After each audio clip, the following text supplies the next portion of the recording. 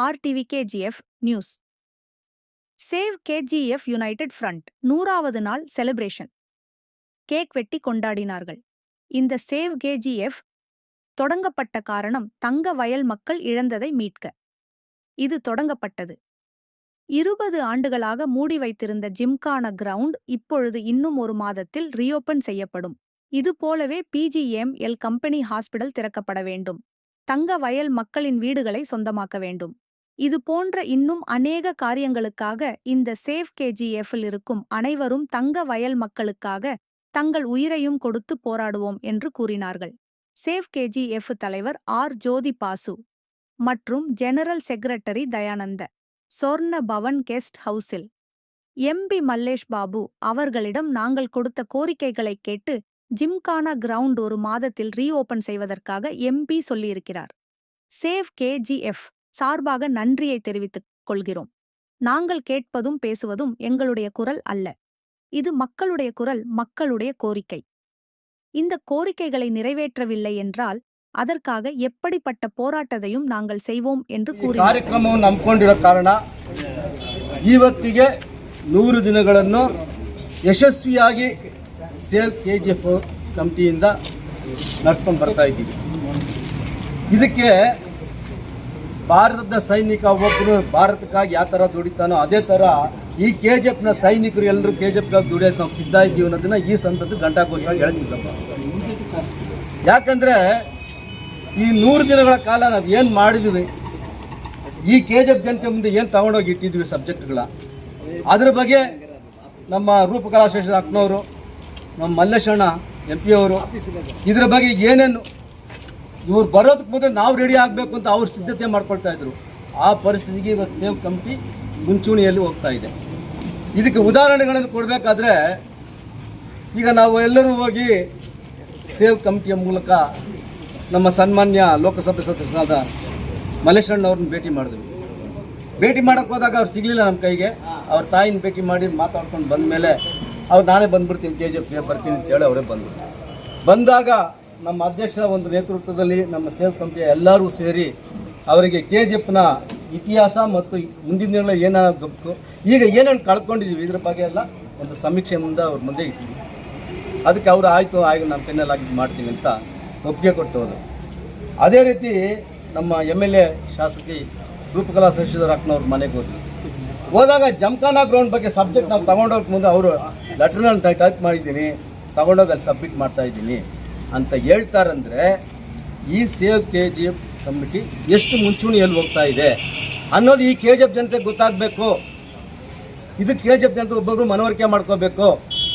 ನೀವು ಮುಂದೆ ಬರ್ದಿದ್ರೂ ನಿಮ್ಮ ಮುಖಾಂತರ KGF ಜನತೆ ಮುಖಾಂತರ ನಾವು ಮುಂದೆ ಬಂದು ಈ ಕೆಲಸಗಳು ಮಾಡ್ತಾ ಇದ್ದೀವಿ ಅಂದರೆ ನೀವು ನಮ್ಮ ಜೊತೆಯಲ್ಲಿ ಕೈ ಜೋಡಿಸ್ಬೇಕು, ನೀವೆಲ್ಲರೂ ನಮ್ಗೆ ಸಹಕರಿಸಬೇಕು.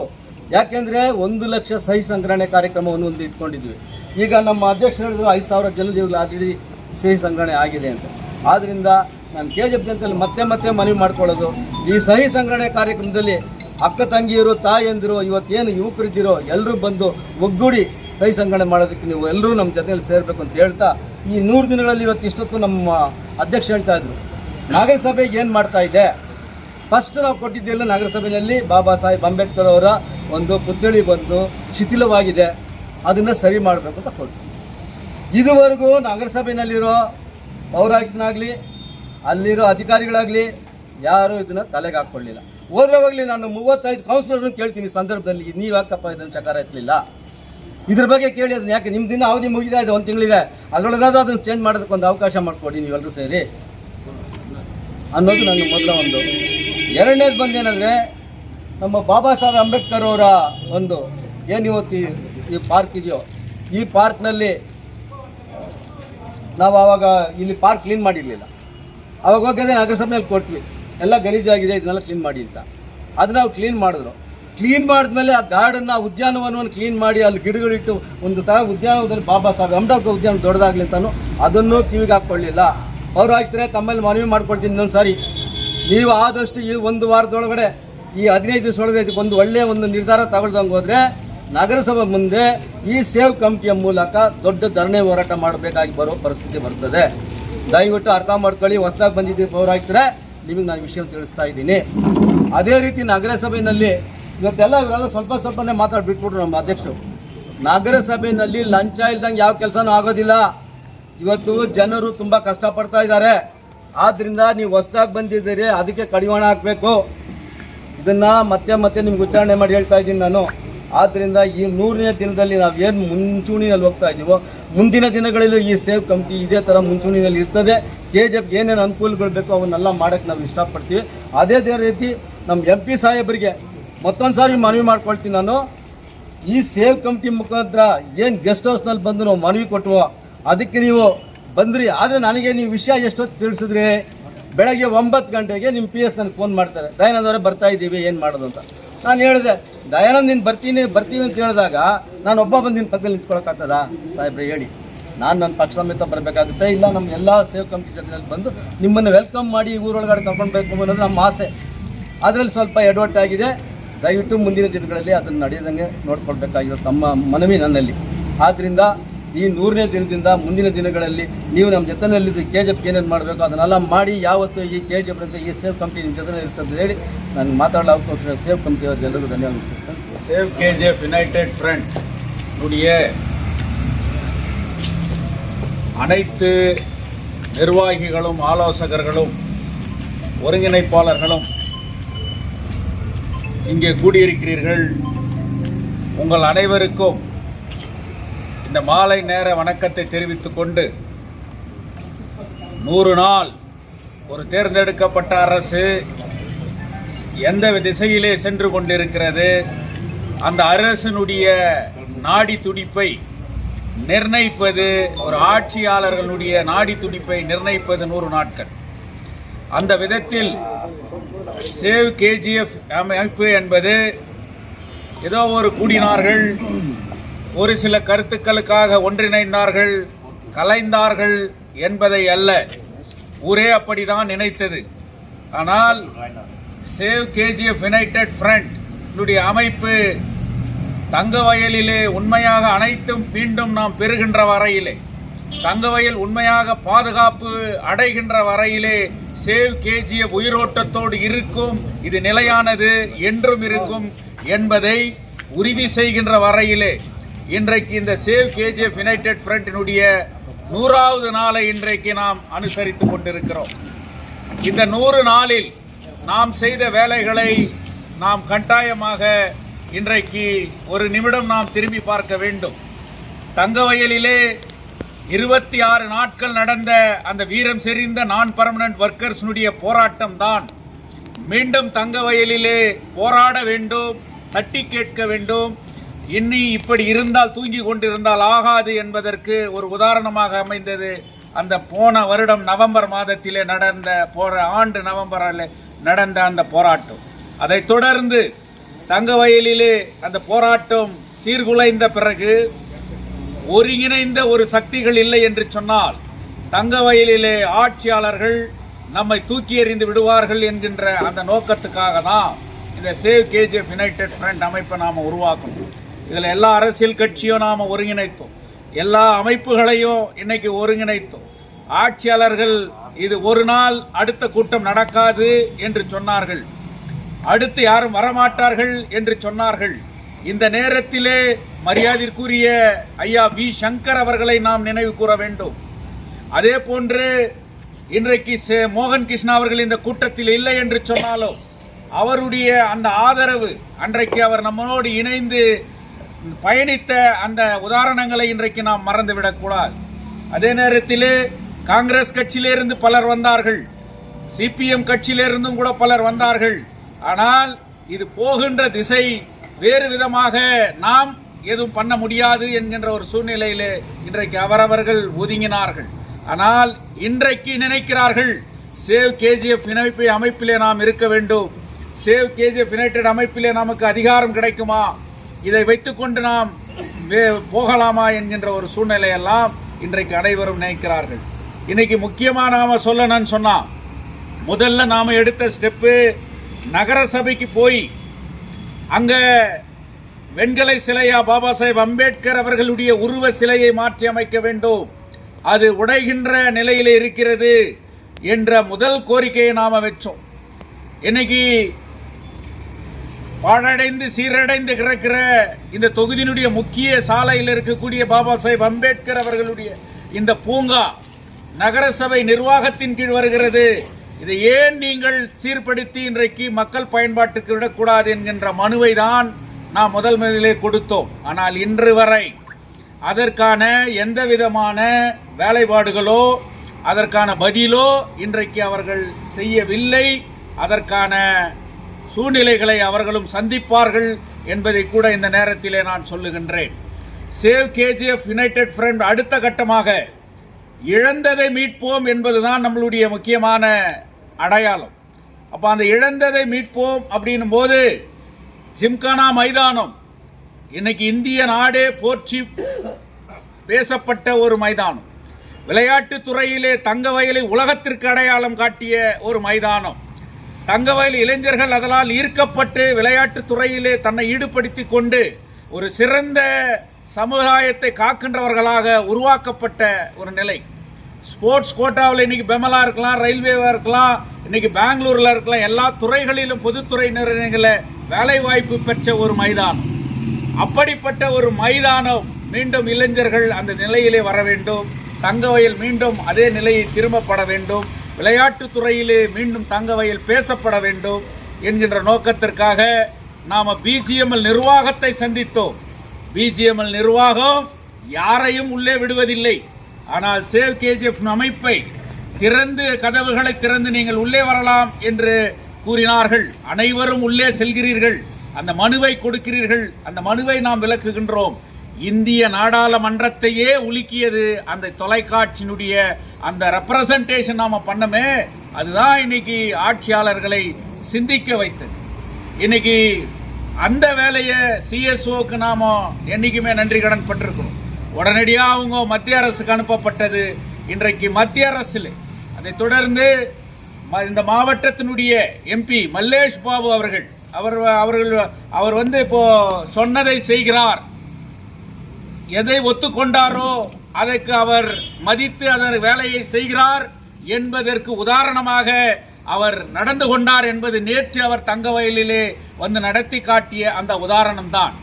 இந்த மைதானத்தை நான் திறந்து வைப்பேன். இந்த மைதானத்தை மக்கள் பயன்பாட்டு இளைஞர்கள் பயன்பாட்டிற்கு நான் வைப்பேன். இதற்கான எல்லா வேலைகளையும் மத்திய அரசினுடைய ஒப்புதலோடு நான் செய்வேன் என்று நமக்கு உத்தரவாதம் கெஸ்ட் ஹவுஸிலே அவர் கொடுத்தார். அதன் அடிப்படையிலே இன்னைக்கு சேவ் கேஜிஎஃப்க்கு அடையாளங்களா, சேவ் கேஜிஎஃப் என்ற அமைப்பு என்ன பண்ணிச்சு, சேவ் கேஜிஎஃப் என்ன பண்ணிட முடியும் அப்படின்னு பேசுறாங்களே, அவங்களுக்கு சவுக்கடி எதுன்னு சொன்னா மல்லேஷ் பாபு அவர்களுடைய வாயிலே சேவ் கேஜிஎஃப் அமைப்பு என்னை அணுகியது, இந்த கோரிக்கை வைத்தது, அதனால் இந்த கோரிக்கையை நான் மத்திய அரசிடம் சென்று நான் செய்தேன் என்று அவர் பத்திரிகையாளர்கள் மத்தியிலே பேசுகிறார். அப்படியானால் சேவ் கேஜிஎஃப் என்கின்ற அமைப்பு உயிரோட்டம் பெற்றிருக்கிறது. இனி யாராலும் அதை அசைத்து பார்க்க முடியாது என்பதை இன்றைக்கு வலுப்படுத்தி இருக்கிறது.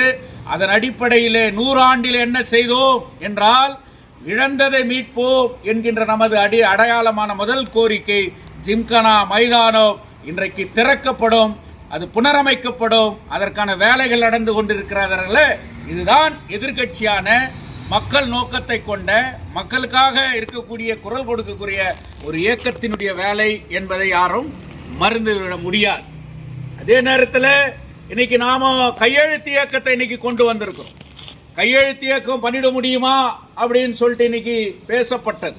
இன்றைக்கு தங்கவயலில் இருக்கக்கூடிய அனைத்து கிறிஸ்துவமார்கள், அனைத்து ஆலயங்களை சார்ந்தவர்கள் இன்றைக்கு இந்த இயக்கத்திற்கு நாங்கள் ஆதரவாக கையெழுத்து இயக்கத்தை செய்கிறோம் என்று இன்னைக்கு முன் வந்திருக்கிறார்கள். தங்கவயலில் இருக்கக்கூடிய எல்லா பஞ்சாயத்துகளிலும் இன்னைக்கு சேவ் கேஜிஎஃப் யுனைடெட் ஃப்ரண்டால தான் ஒரு தொழிற்சங்கத்தில் இருக்கிறவர் பேசுறார். சேவ் கேஜிஎஃப் அமைப்பால மட்டும்தான் இந்த வீடுகளை பெற்றுக் கொடுக்க முடியும் என்கின்ற உதாரணத்தை சொல்றார். இன்னைக்கு நேற்று ஒரு வீடியோவை நம்ம எம்எல்ஏ பேசுறத நான் கவுண்டர் ஆஃப் எம்பி அவங்கள்த நான் கேட்டேன். அவங்க கூட என்ன சொல்றாங்கன்னா, நமது கோரிக்கை என்ன, வெறும் எஸ்டிபிபி தொழிலாளர்கள் அல்ல, எக்ஸ் எம்ப்ளாய்களுக்கும் கொடுக்க வேண்டும், எக்ஸ் எம்ப்ளாய் சில்ட்ரன்ஸுங்களுக்கு இருக்கிறவங்களுக்கும் வீடு கொடுக்கணும்ன்றதான் நம்மளுடைய அடிப்படை கோரிக்கை. அதை எம்எல்ஏ இன்னைக்கு வலியுறுத்தி பேசுறாங்க. எஸ்டிபிபி லாஸ்ட் ஒர்க்கிங் மட்டும் பெனிஃபிஷியரி இல்லை, எக்ஸ் எம்ப்ளாயிஸ் கான்ட்ரிபியூஷன் இருக்குது. அவங்களுடைய பிள்ளைகளுடைய கான்ட்ரிபியூஷன் இருக்குது. மினிஸ்ட்ரி ஆஃப் மைண்ட்ஸ் இதை செய்யற வரைக்கும் நான் விட மாட்டேன்னு சொல்லிட்டு இன்னைக்கு எம்எல்ஏ பேசுறாங்கன்னு சொன்னா அது சேவ் கேஜிஎஃப் யுனைடெட் ஃப்ரண்டினுடைய கோரிக்கை இன்னைக்கு என்பதை யாரும் மறந்துவிட முடியாது. இன்னைக்கு குடிதண்ணீர் இல்லைன்னு நாம பேசுறோம். சரியான குடிதண்ணீரை வழங்கப்படணும்னு சொல்றாங்க. நான் இன்னைக்கு சுத்திகரிக்கப்பட்ட குடிதண்ணீரை நான் வழங்குவதற்கு முயற்சி செய்வேன்னு சொல்லிட்டு இன்னைக்கு எம்எல்ஏ அந்த கருத்துக்களை இன்னைக்கு பேசுறாங்க. சட்டமன்றத்தில் அவங்க இந்த செஷன்ல கூட பேசினாங்க. அந்த வீடியோவை நீங்க மீண்டும் பாருங்க. சேவ் கேஜிஎஃப் என்ன மாதிரி கோரிக்கைகளை டிமாண்ட்ஸா வச்சு அவங்க வீட்டில் போய் அவங்க ஆபீஸ்ல நாம கொடுத்தோமோ இன்னைக்கு அதையே இன்னைக்கு அவங்க பேசுறாங்க. அப்பன்னா இன்னைக்கு சேவ் கேஜிஎஃப் அழிந்துவிடும் என்று சொன்னவர்கள், சேவ் கேஜிஎஃப் தேவையில்லை என்று சொன்னவர்கள் இன்றைக்கு சேவ் கேஜிஎஃப் என்ன சொல்லும், எதை எழுப்புவார்கள், எதை சுட்டி காட்டுவார்கள், அதை நாம் செயல்படுத்தலாம் என்கின்ற அளவில் இன்னைக்கு இருக்கிறார். இன்னைக்கு முக்கியமா நாம மனசுல வச்சு செய்யணும். நகர சபை தான் இன்னைக்கு சேவ் கேஜிஎஃப் என்னன்றதை இன்னைக்கு தெரிஞ்சுக்கணும். இன்னைக்கு பாபா சாஹேப் அம்பேத்கருடைய பூங்கா இது நகர சபையில இருக்குது. இங்க செடி வைக்க கூடாது, தண்ணி சப்ளை பண்ணக்கூடாது, அந்த ஒலிவயங்களை ஏற்படுத்தக்கூடாது, அங்க ஒரு ரீடிங் ரூம் உருவாக்க கூடாது, அங்க எதுவும் பண்ணக்கூடாதுன்னு ஹைகோர்ட்ல எந்த ஸ்டேவும் கிடையாது. ஆனா இன்னைக்கு ஏன் இந்த நகர சபை இந்த வேலையை இன்னைக்கு செய்யல அப்படின்றது, நம்மளுடைய மனு என்னாச்சு அப்படின்றத மீண்டும் நாம் நகர சபை கிட்ட பேச வேண்டிய ஒரு கட்டத்தில் இன்னைக்கு இருக்கிறோம். அதே நேரத்தில் கையெழுத்து இயக்கம் வலுவருகின்ற வகையிலே இங்க கூடியிருக்கிறவங்களுக்கு எல்லாருக்கும் நான் அடுத்து அவங்களுடைய கருத்தை சொல்லும் போது, கையெழுத்து இயக்கம் இன்னைக்கு சுமார் 5000 கையெழுத்து பெறப்பட்டுக்குது. இந்த கையெழுத்து இயக்கம் வலுப்பெறணும்னு சொன்னா இன்னைக்கு பாஸ்டர்ஸுங்க இங்க வந்திருக்கிறார். பெத்தல் சர்ச் நம்ம கோரமண்டல்ல இருந்து நம்ம பாஸ்டர் கூட இங்க வந்திருக்கிறார். இன்னைக்கு பாஸ்டர் ஜேம்ஸ் பால் வரேன்னு சொன்னாரு, அவசர வேலையா போயிருக்காரு. பாஸ்டர் ஆருண், பாஸ்டர் வில்லியம், இன்னைக்கு பாஸ்டர் குணாலன், இவங்க எல்லாம் இன்னைக்கு என்கிட்ட தொடர்பு வச்சு நாம பண்றோம் அப்படின்னு சொல்றாங்க. அவங்க ரெடி ஆகுறாங்க. அவங்க சொல்றது நாங்க என்ன பண்ணோம் நீங்க சொல்லிடுங்க. இன்னைக்கு அவங்க கிட்ட நாம கேட்கறது என்னன்னா, நீங்க எல்லாம் ஒன்னா சேர்ந்து ஒரு இடத்துல ஒரு கூட்டம் கூட்டி இதனுடைய முக்கியத்துவத்தை நாங்க சொல்றோம், அதன் அடிப்படையில் நீங்க அத சிக்னேச்சர் வாங்கணும் அப்படின்ட்டு நாம இன்னைக்கு சொல்றோம். இன்னைக்கு எல்லா காரியத்திலயும் மொத்தத்திலயும் நாம பேசுறோம். அவங்க எங்க கிட்ட கொடுங்க அந்த லெட்டர்ன்னு சொல்லிட்டு சொல்றாங்க. நான் ஏன் சொல்றேன்னா, வீடுகளை சொந்தமாக்கப்படவில்லை என்றால் இந்த நகரம் அழியும், எதுவும் இருக்காது என்பதை யாரும் மறந்து விடக்கூடாது. இன்னைக்கு 8க்கு 15க்கு தான் எஸ்டிபிபி இ காத்தா கொடுக்குறான். இ காத்தா எந்த மெஜர்மெண்ட்டுக்கு அதுக்கு தான் கொடுப்பான், வேற மெஜர்மெண்ட்டுக்கு கொடுக்க மாட்டான். நாளைக்கு அவங்களால இருக்கக்கூடிய வீடு அன்ஆத்தரைஸ்டு இடிக்கப்படும். ஏன்னா சொத்து சொந்தமாகுது. சொந்தமாகும் போது என்ன நிலைமை உருவாகும் அப்படின்றது கூட இன்னைக்கு இருக்குது. எக்ஸ் எம்ப்ளாயிஸ்களுடைய வீடுகள் சொந்தமாக்கப்படணும், அவங்களுடைய பிள்ளைகளுடைய வீடுகள் சொந்தமாக்கப்படணும். இதுக்கு கையெழுத்து இயக்கத்தை நாம் வலுவாக வலிமையாக நடத்தணும்னு சொன்னா, மைனிங் பகுதியில் இருக்கக்கூடிய ஒவ்வொரு பஞ்சாயத்தும் செட்டில்மெண்ட் கூட இது கோர்ட்ல இருக்கு, அதையும் நாம் வலியுறுத்துறோம். மைனிங் இருக்கக்கூடிய பஞ்சாயத்துக்கள், கோயில் கமிட்டிகள், குருச்செடி ஆலயங்கள், இன்னைக்கு யூத் அசோசியேஷன் லைன்ல என்னென்ன மாதிரி இருக்கிறாங்களோ அவங்களுக்கு எல்லாம் கேட்கணும். இந்த இடத்துல நம்ம மைனிங் பகுதியிலேருந்து முன்னாள் தொழிலாளி இன்னைக்கு 2 பேர் இங்க இருக்கிறாங்க. நம்ம அண்ணன் கூட இன்னைக்கு ராஜசேகரன் எல்லாம் கொடுக்கிறார். அதனால ஜிஎஸ்எஸ் மூர்த்தி அவர்களையும் நம்ம கண்ணையன் அவர்களையும் நான் இந்த இடத்துல கேட்டுக்கிறேன். ஏன்னா நம்ம சகோதரர் அன்பு அவர் உடல்நிலை இல்லாத ஹாஸ்பிட்டல் இருக்கார், கியூர் ஆகிக்கிறார். அதனால அந்த வேலையை இவங்க உடனே எடுத்துக்கணும். நாம கூட வரோம். ஒரு பஞ்சாயத்துக்கும் இந்த லெட்டரை எடுத்துன்னு போய் நாம கொடுக்கணும். அது மேல எப்படின்றது அவங்க ஆலோசனை சொல்லட்டும். எங்க இன்னும் வெல்கமபிள் என்னான்னு சொன்னா, 12th வார்டுடைய எக்ஸ் கவுன்சிலர் அவருடைய மகன் இன்னைக்கு கார்த்திக் அமல்தாஸ் இங்க வந்துக்கிறார். இதை நாம வரவேற்கணும். அதே நேரத்தில் இன்னைக்கு இடி பிளாக்ல உருவாகக்கூடிய கவுன்சிலர் ஆனந்த் இங்க வந்திருக்கிறாரு, அவரை நாம இன்னைக்கு இங்க வரவேற்கிறோம். அதே நேரத்தில் இன்னைக்கு என்ட்ரிஸ் சம்பைங்கன்னா ரவிநாத் சம்பைங்கிற அளவுக்கு ஆட்டி பட்ச ரவி இன்னைக்கு சேவ் கேஜிஎஃப் இயக்கத்தினுடைய கையெழுத்து இயக்கத்தை நான் வலுவா நிறுத்துறேன்னு சொல்லிட்டு என்ட்ரிஸ்ல இருந்து இன்னைக்கு ரவி இங்க வந்திருக்கிறாரு. மோகன கிருஷ்ணா இல்ல, முருகன் தான் மோகன் கிருஷ்ணா. மோகன் கிருஷ்ணாவை உருவாக்கிய முருகன் இன்னைக்கு நான் இந்த இயக்கத்துக்கு சேவ் கேஜிஎஃப்ல இறங்கி நான் வேலை செய்யறேன், நான் பண்றேன்னு சொல்லிட்டு இன்னைக்கு அவங்க எல்லாம் இன்னைக்கு வந்திருக்கிறாங்க. அதே மாதிரி நம்ம எந்த வார்டு சார்? நம்மளுடைய பெமல் இவரு தலைவர், ஜேடிஎஸ் தலைவர் நாம்தேவன் இன்னைக்கு 5வது வார்டுல இன்னைக்கு அவரு, நம்ம பத்திரிகையாளர் மதி, அவங்கெல்லாம் சேர்ந்து நாங்க பண்றோம் அப்படின்னு வந்துக்கிறாங்க. இப்போ நான் என்ன சொல்றேன்னா, அவங்க ஒரு ஆலோசனை எப்படி பண்ணணும், ஏன்னா எக்ஸிக்யூட் பண்ணணும். நம்ம கிட்ட இப்போ நோட்டீஸ் பிரிண்ட் ஆகிட்டுக்குது, சிக்னேச்சர் ஃபாரம் ரெடியாக இருக்குது, மக்கள்கிட்ட போயிட்டு நம்ம கையெழுத்து வாங்கணும். நாங்கள் ஒரு பிளான் பண்ணோம். அவங்க தான் அந்த ஏரியாவுக்கு லீடர். அவரு நம்ம தலைவர் நாம்தேவன் இருக்காருன்னா அவர் முன்னிலையில் அவங்க அனைவரையும் ஒருங்கிணைந்து நம்முடைய இழந்த உரிமைகள் என்னென்ன என்பதை மதிப்பிற்கும் மரியாதைக்கும் உரிய கோலார் மாவட்ட பாராளுமன்ற உறுப்பினர் மல்லேஷ் பாபு அவர்களிடத்திலும், தங்கவயல் தொகுதியின் சட்டமன்ற உறுப்பினரான மதிப்பிற்குரிய ரூபகலா சசிதர் அவர்களிடத்திலும், பாரத தங்க சுரங்கத்தை இன்று நடத்தி வரும் CSO அவர்களிடத்திலும் மற்றும் மற்ற அமைப்புகளிடத்திலும் சென்று நம்முடைய கோரிக்கைகளை முன்வைத்து அது இன்று டெல்லி வரை சென்றிருக்கின்றது. குறிப்பாக நீங்கள் பார்க்க வேண்டும் என்றால், 2 நாட்களுக்கு முன்பு மதிப்பிற்குரிய பாராளுமன்ற உறுப்பினர் மீடியாவிலே சேவ் கமிட்டியை பற்றி பேசியிருக்கின்றார்கள். நாம் ரூபகலா சசிதர் MLA அவர்களை பார்க்கும் பொழுது அவர் நமக்கு உறுதுணையாக இருக்கிறோம் என்று பல செய்திகளை குறிப்பிட்டிருக்கின்றார்கள். இதற்கெல்லாம் காரணகர்த்தா யார் என்று சொன்னா, இதனுடைய நிறுவன தலைவர் ஜோதி பாசு அவர்கள்.